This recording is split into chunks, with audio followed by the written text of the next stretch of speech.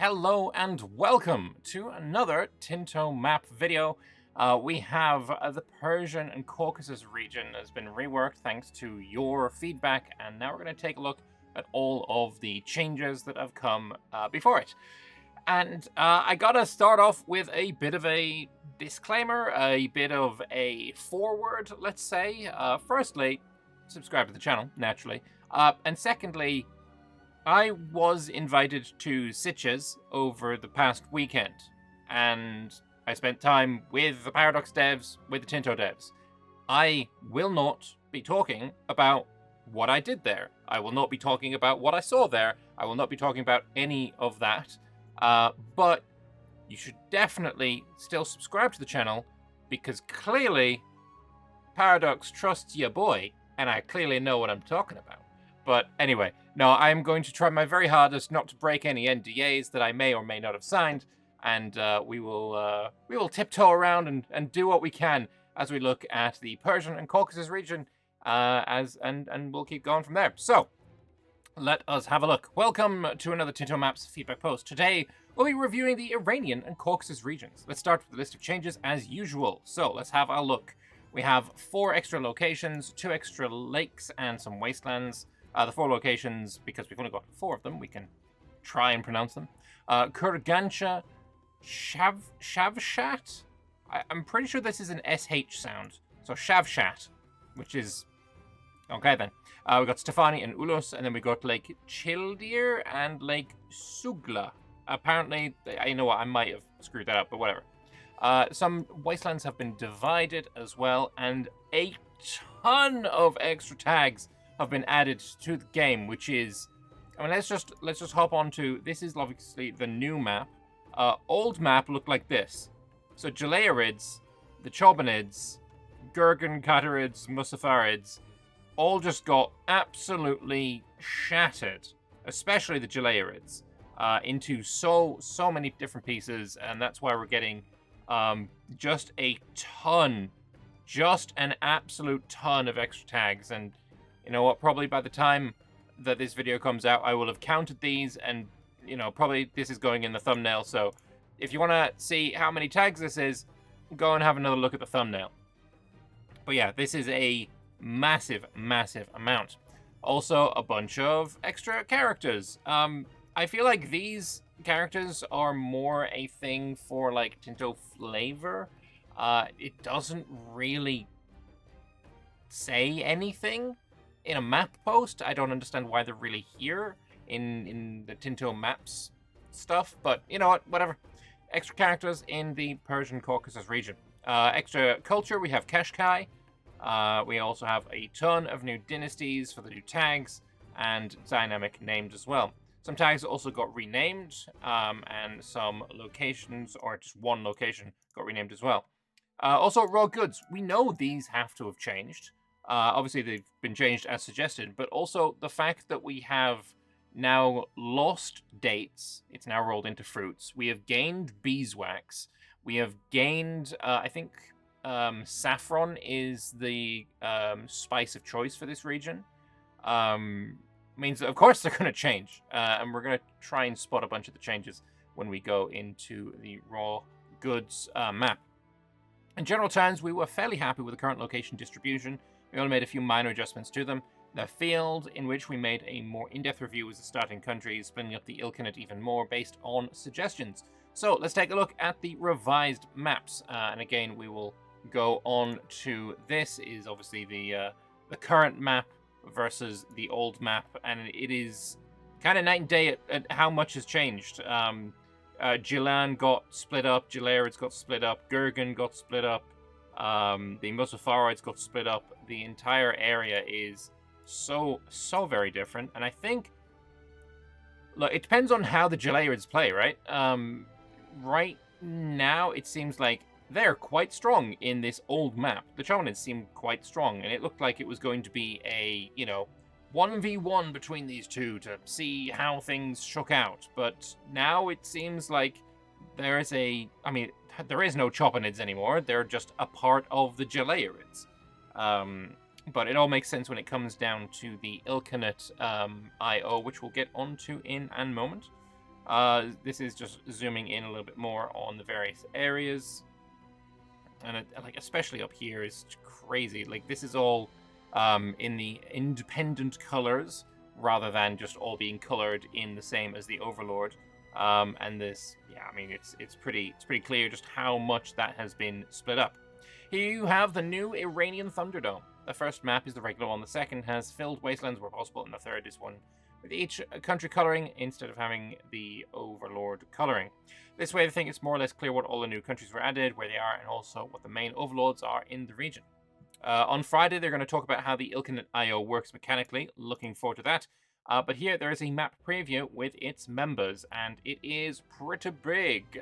Again, this is the new one. This is the full Ilkhanate map versus the old one, where we have essentially an extra guy, right? There's an extra, a third, let's say, overlord in the Ilkhanate IO versus the only two, the Jalarids and the Gurgan, that we had before. Ormuz got a lot larger as well. And did the borders change at all? Cilicia got added, actually, as did the Karamanids and the Kandarids. Plus everything, Trebizond along this northern coast as well also got added, which is very cool indeed. Very cool indeed. All right. As for Dynasties, there are a few changes here as well. So, again, this is the new Dynasty map versus the old one. The yellow here is the Borgian. I struggled to pronounce that. I apologize. But now the Jalarids are actually, they were Jalair, and now they are Borgigan. So that is, well, Jalair is here, but then this southern one, what country is that again? The Hulaguids, sorry, my apologies. The Hulaguids are now here with a Borgigan dynasty. So very cool indeed there as well. As for country ranks and government types, kingdoms, and these are all counties, then there's some duchies up in the north. I don't think I got the previous version of this. I don't think there was one. And then here, steppe hordes, we've got monarchies, we've got a bunch of tribes here. This is obviously the Jalarid horde. So, depending on what flavor of Ilkhanate membership you want, everything is here represented, even a republic there. Lovely stuff. A couple of maps we don't usually show, but in this region are very relevant. It's this very interesting mix of features present here. Any feedback about these is always welcome, as usual. So, as for locations, like I said, they only added a couple of extra locations, and the borders of some were changed a little bit, so I don't know if I'm going to be able to find much in the way of difference here. If you can, well, then good. You've got a better eye than I have. Mostly all I can see is that coloring was changed. And also a bunch of these wasteland corridors were added, which I really like wasteland corridors. I think they're great. So lovely stuff on that as well. Zooming in maps as well on these various locations. I think up here in the Georgian area, all these mountains, I don't know what the mountain range is called. I apologize for that. I think it's going to be super fun to defend here as well, because we know that if you are in a mountain, your enemies, even if they are right next to you, do not get, field of vision on you. They cannot see your army if you're in this mountain. And imagine if there's two mountains next to each other, and you both own each side of it. So say we've got Takman and Hinnis. If these are both mountains, you have your army in Takman, they have their army in Hinnis. You own Takman, they own Tinnis. You can be staring across the gap and won't be able to see each other. So it'll be a roll of the dice whether you want to move in or not. I think that kind of idea is very, very fun. And then some more location stuff, some more location stuff, and some more location stuff. Again, if you want to pause on any of these, you can pause or just go check out the dev diary itself. There is a link in the description. As for provinces, these didn't change too much either. I do have a before and after. So this is the after, and this is the before. I don't know if I can spot too many differences here. If you can, then great. I guess mostly it's these wastelands get colored in the old map and they don't in the new map. Again, I really like that they're doing it that way, but it does make it difficult to see what the changes are. So if you can see the changes, Great. I can't. As for areas, again, they are reasonably similar. I can't see too much in the way of differences. If you can, great. You got a better eye than me, again. And then on to terrain. We have here the what's called the climate map mode, and we can have a before and after. Continental got a few changes. Arid got a few changes, but the before has no black. The after has the black for the wastelands. So that's how you can tell what we're looking at there. And moving on, we have the topography, and we can go through and have a look at those as well. Where have I put those? Wait, did I not have topography set up? I apologize. I will find that in a moment. I found it. All right, here we go. We have topography. This is after and the before. This hashed line, it very much was very difficult to tell the difference between. So I'm glad that we are now going to just black. But mostly, you know, hills being spotted around through the plateau. Maybe a few less mountains, or maybe about the same. But yeah, you can tell some differences there, of course. And then finally, the vegementations. We have the before and we have the after. Just a few changes, I think, when it comes to where the sparse, where the grassland and all that kind of a thing is. But not too terribly much on that front either. Mostly it's still desert until you get to Mesopotamia, and then you got some woodlands, grasslands, sparselands. But honestly, seems pretty reasonable. Development was not a map that we had before, I don't believe. At least I didn't spot one when I was looking for this video. But here is the new development map, and I guess you can probably point out this is almost certainly Baghdad. And other than that, I'm not sure what I can really pick out as to what the various places are, but this is the new development map. Very nice. Harbor's map. This has changed. I can show you the before and after on that one. So this is before, and this is after. And yeah, I don't know. There's not too much different there. I'm not gonna lie. This fair enough.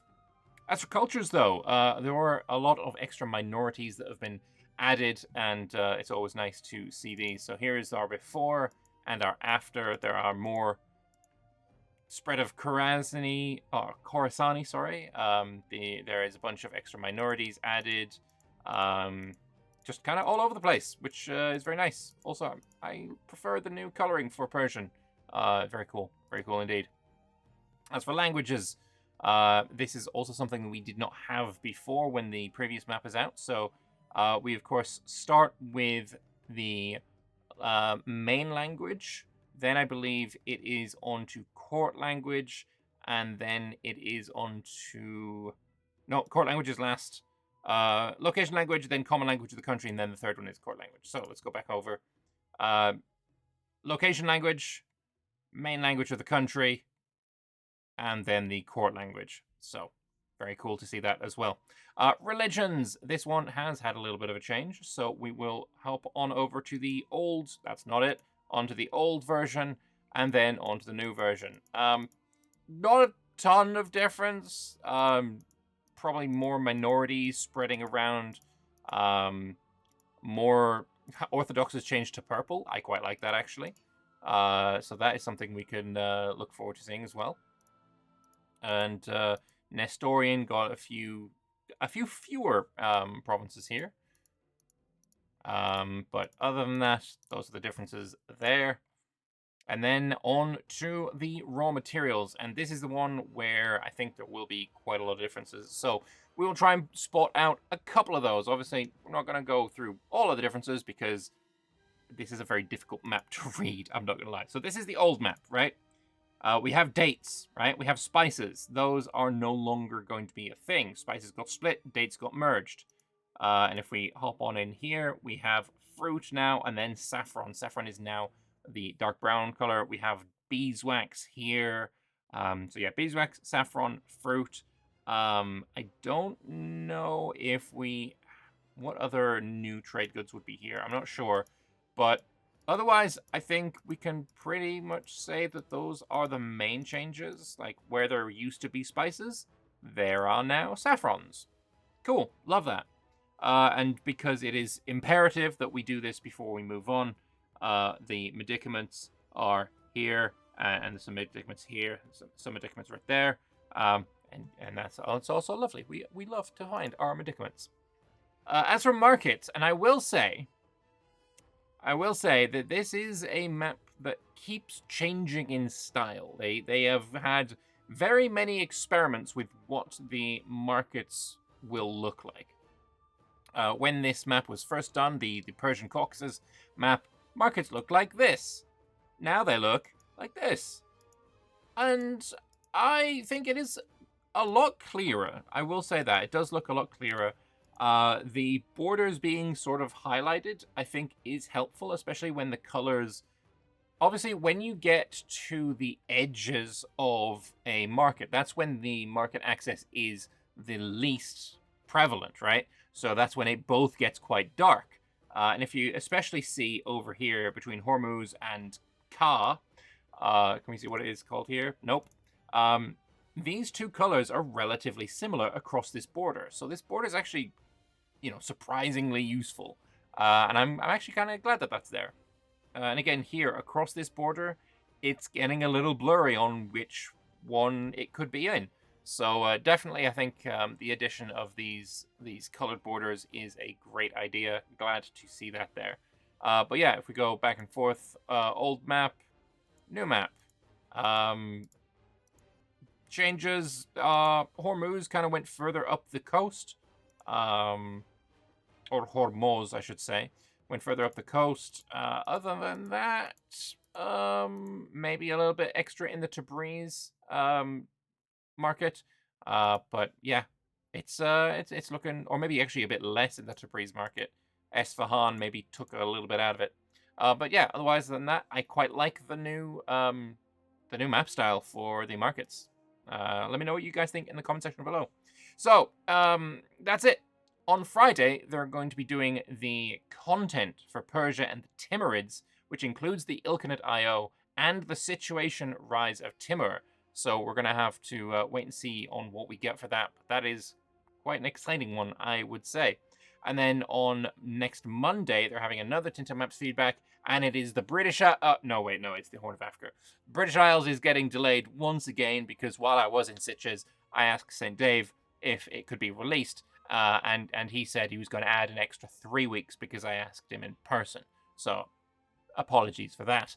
But yeah, thank you all very much for watching. I hope you guys enjoyed it. Again, if you want to ask me about what I did in Spain, I'm not going to reply to you. I apologize.